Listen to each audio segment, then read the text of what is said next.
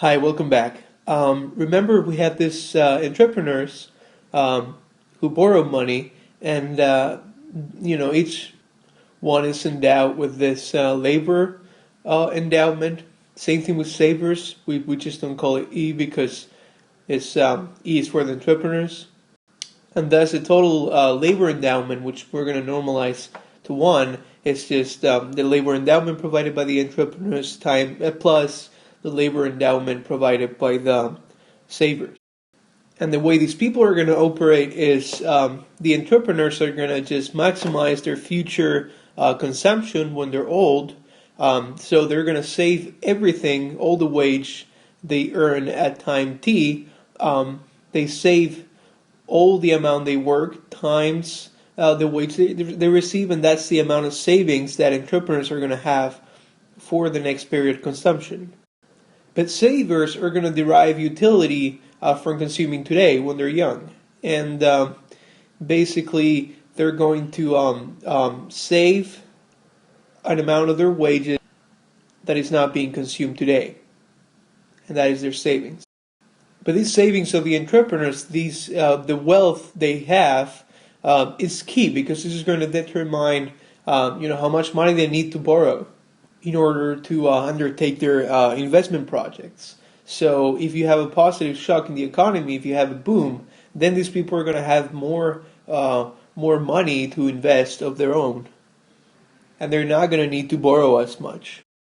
Okay, so let's think about this. Entrepreneurs, if they invest one unit, and it costs them to invest this amount, which depends positively on their type.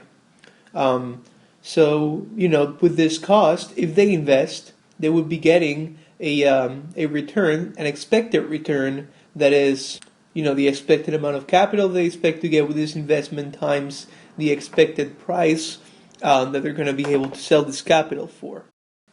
Alternatively, they could not pay this cost and produce, but they could just save this amount.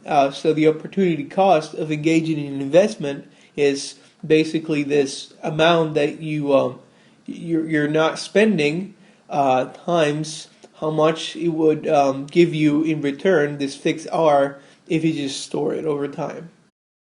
Now, in equilibrium, they have to be equal.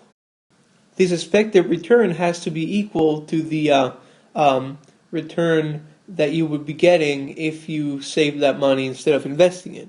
And when that happens, you will see that this marginal type is going to be the one separating the people that invest with the people that don't invest.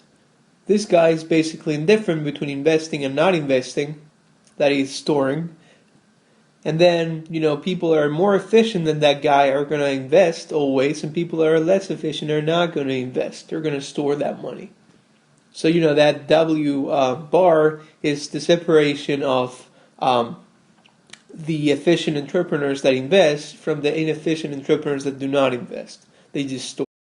Now, let's look at the benchmark case of perfect information for a minute. So, in this case, there's no cost of auditing because basically there is no need for audit. Everybody knows everything. The lenders know when the borrowers got, high capital or low capital, so there's really no need to audit them. So there's no agency costs. And all the investment that can take place actually takes place, and there's no costs of auditing coming from it. So this is the amount of investment is the highest that it can possibly be, just capital times the amount of investment projects. And then this investment is going to be given, as we said before, by the amount of people that are, indifferent between investing and not investing. So this is why we use this notation. We want W hat to represent the number of people who are investing times the amount of entrepreneurs that are out there. So this is just going to be the amount of investment, total investment in the economy, multiplied by the expected capital is going to give you the total capital in the next period. And if we just plug this in here, we get here.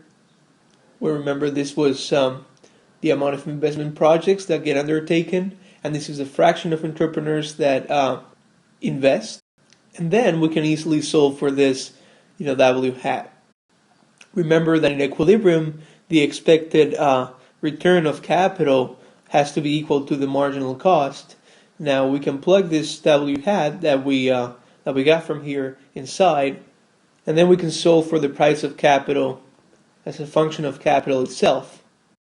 We can show that this is all positive, so basically this is the upward sloping supply of capital.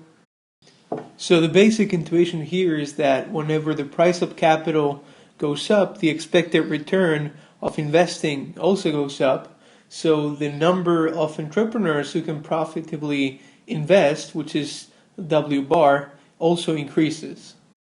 Now, this price of capital, this expected price of capital is going to be equal to the expected marginal product that capital is going to yield. So just theta times the MPK. And that will give us the demand for capital. Think about it, whenever the capital is high, the MPK is going to be low. So this is also going to lower the price of capital. And in equilibrium, they will meet.